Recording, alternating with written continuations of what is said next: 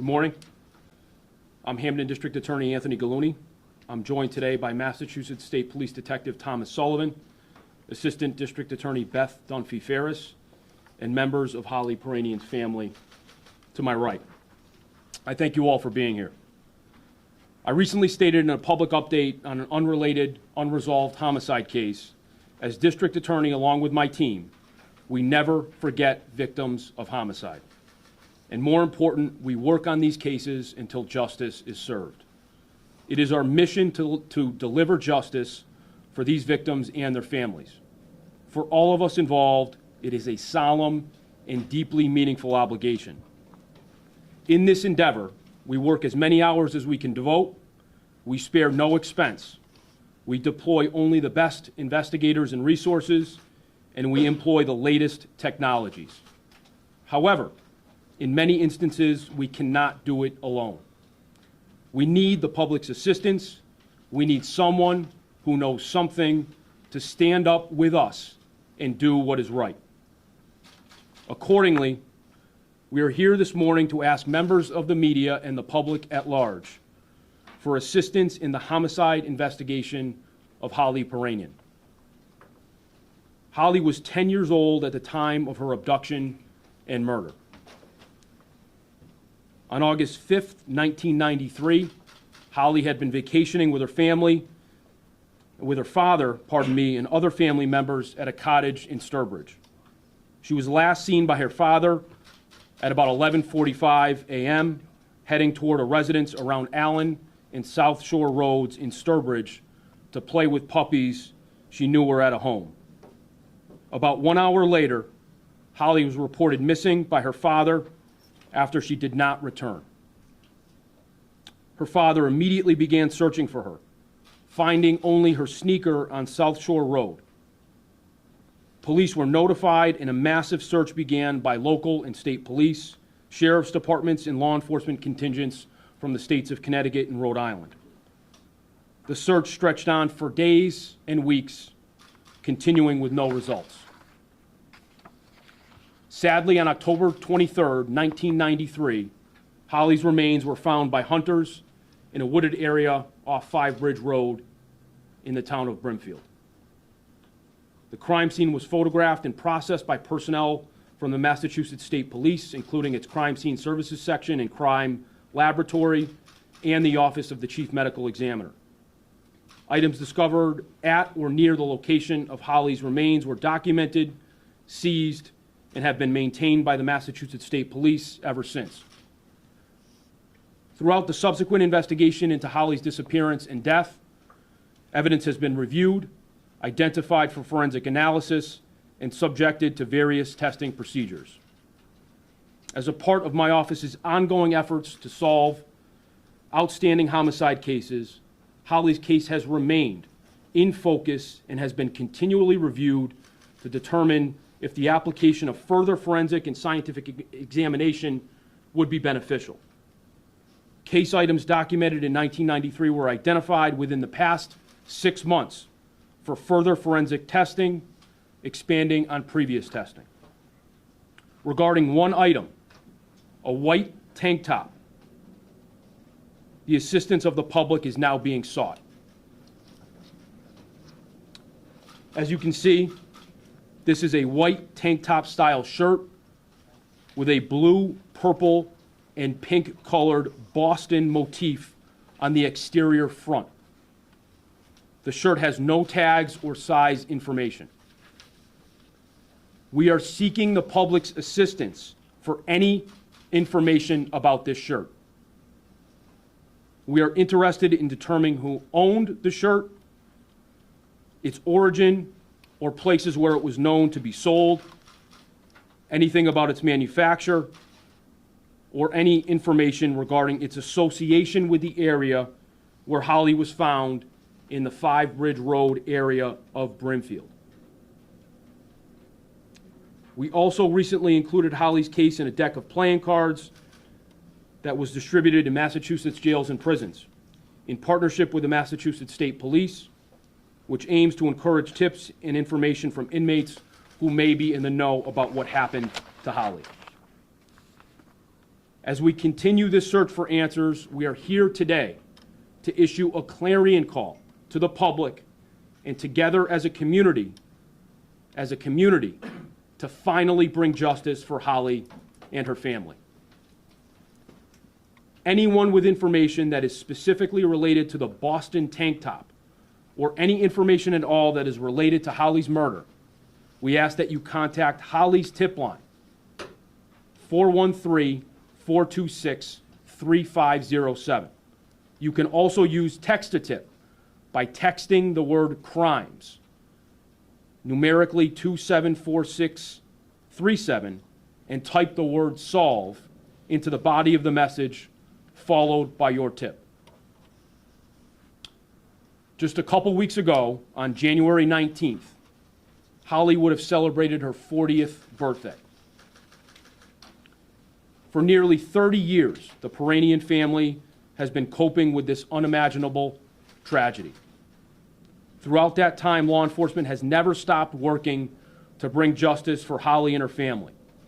Today, we continue to urge members of the public who have any information to please contact us. To Holly's family here with us today and watching at home, we stand with you in your grief, we share in your loss, and we are relentless in bringing those responsible to justice. Again, if you have any information on the abduction and murder of Holly Piirainen or about the tank top shirt shown, please call the Hampden District Attorney's tip line at 413-426-3507. I thank you. I'm happy to take any questions. Can you tell us a little bit why the tank top itself, you're bringing it forward now? Is it something that you've had for a long period of time, 30 years? And what is the sort of prompting you to bring it forward at this point in time and not before now? It's been in the possession of investigators since the discovery of Holly's body. It's always been a matter of interest and recently has come more into focus, given some forensic testing. It's important for us now, putting the pieces of the puzzle together at this juncture, given forensic testing and the investigation in its totality 30 years on, that we find out more about that shirt. So is the shirt found testing? You mean sort of DNA? You've been able to identify some DNA on it? I'll keep it at forensic testing. So is the shirt found in Brimfield near where her body was found? It was in that vicinity, yes. In the vicinity, but was it found near her body? It was in the vicinity. What about the size of the shirt? What makes you think that people come and go, we're talking 30 years later, what makes you think somebody will recognize that shirt? Well, someone owned it, right? Someone wore it. Someone brought it to that area. Presumably people saw someone who might have owned it. It's distinctive in the sense that it's got that Boston motif. We're hopeful that someone is going to recognize it and someone can come forward with some information. Can you say anything about the size of the shirt? By who would have been worn by? What size person? I cannot, as I mentioned, there's no tag on it. There's no information about its manufacturer or origin. So we don't know what size it is. It would only be supposition. So we're hopeful that we can gain that information from today's press conference. Do you think it is at least an adult size? It appears to be the size of what an adult would wear. Whether it's male or female, we don't want to make that guess. Are there still... Can we get the shirt back up on the screen? Sure. Are there still persons of interest in this case? A few years ago, a body was exhumed. There was David Pouliot, whose DNA had been linked to that area. Are those things still active? Are there persons of interest? I'll answer it by saying, of course, there are persons of interest, yes. What about the body that was exhumed? Has that been eliminated? Is that still being pursued? The investigation is still very open. Can you say anything more about other items that you have, how many they might be, and whether or not they might ever be revealed to the public? I mean, there's dozens and dozens of pieces of evidence that have been accumulated over the years, going back to when the crime scene was established. We continue to review those pieces of evidence and the potential application of new forensic technology as it continues to get better. And what made you decide to zero in on this particular shirt? As I mentioned, we're interested in the whereabouts of that shirt, not the whereabouts, but the origins of that shirt and the ownership, and we're asking the public to help us. But you had tested it before, correct? There's been forensic testing on a number of items. DA, so was this piece of evidence, this T-shirt, was this like evidence that it was collected back in 1993? And is this part of a regular review of what you had gathered back in the day? And that's why you're asking the public's help with this, because you're trying to figure out if this has anything to do with what happened to Holly. We're interested in finding out more about this T-shirt. This evidence was collected back in 1993.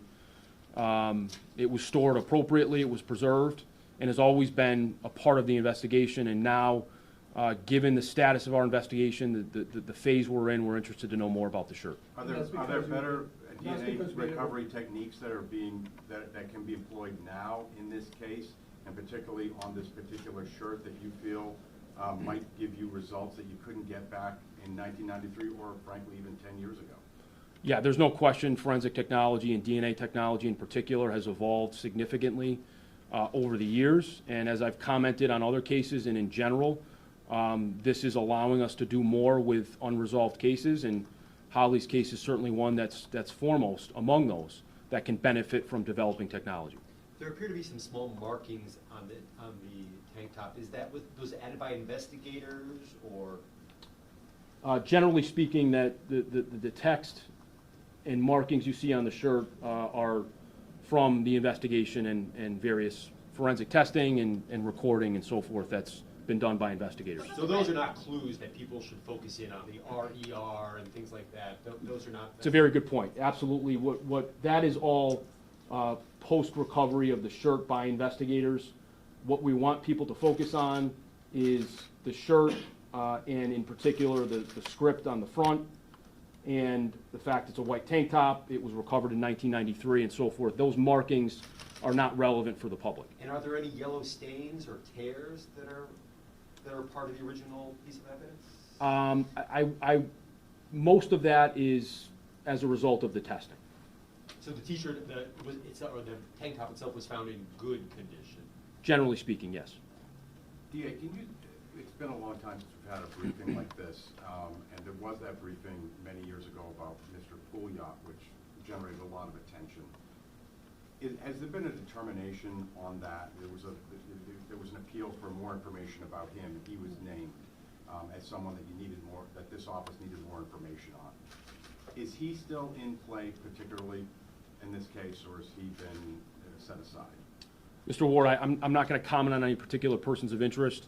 As you know, that was now about 10 years ago when that press conference was done, of course, by my predecessor, a previous district attorney. We're really focused here today on information about this T-shirt.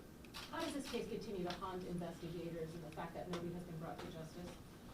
I wouldn't characterize it as haunting. It is a focal point for my office, for my work, for the work of my unresolved cases unit. We continue to work diligently. We're in partnership with the family and admire their steadfast resolve, their patience, their faith, and we're going to work this case until we find who's responsible. What makes this case so difficult to solve? I don't know that I can characterize it as more difficult than any other case. Obviously, in some senses, time doesn't help us. But we are here today asking for the public's assistance. As I mentioned, there's a lot of things we can do, have done, and will continue to do, but we need the public's help with this case and many others. So we're hopeful that someone who knows something will come forward. Are you all seeing a recent trend of people going missing around Hampden County? Does that have any impact at all on this information being out now? It has no impact on why we're here today or anything about this investigation. Would anyone from the family care to ask? The family is happy to speak on a one-on-one basis or with a few of you, but at this juncture, no. So once we finish with the press conference formally, I believe the family is willing to speak, and you can talk with my press person, Mr. Leiden, about that. I know you've been asked this question before, but since your announcement that you have further information on this case, Molly Bishop's family has reached out to us asking if you have any interest in taking that case. Is there any discussion on that as well? I have nothing but sympathy for the Bish family. I believe that case is being competently handled by other investigators, and I pray for them and I hope for them. The ACLU's Supreme Court, going to the state Supreme Court, any comment on that lawsuit regarding Springfield Police? No. DA, people, just on face, I have to ask this, people, every time this case comes up, people are always asking if Holly's case is somehow connected to Molly's case. Is that, how do you answer that? It's something that just doesn't go away? Yeah, I can't comment on that at this point. We're searching for answers on what happened to Holly, and that's our focus. But do you share information with those investigators as well? We do. Going off of that, the previous updates on this case seem to come from the Worcester DA's office. Is that because the abduction maybe happened in Worcester County? Say that one more time. The updates previously on this case seem to have come from the Worcester DA's office, some updates. That's not my memory, no. Okay. The Worcester DA's office has not issued any updates or has any information on this case. This is the Hampden District Attorney's investigation. So you're not working together on the case? We work in partnership with all our state police and my colleagues across the state. Nothing in particular about this case is any different. Do you think this case will be solved eventually, either by DNA or through a confession?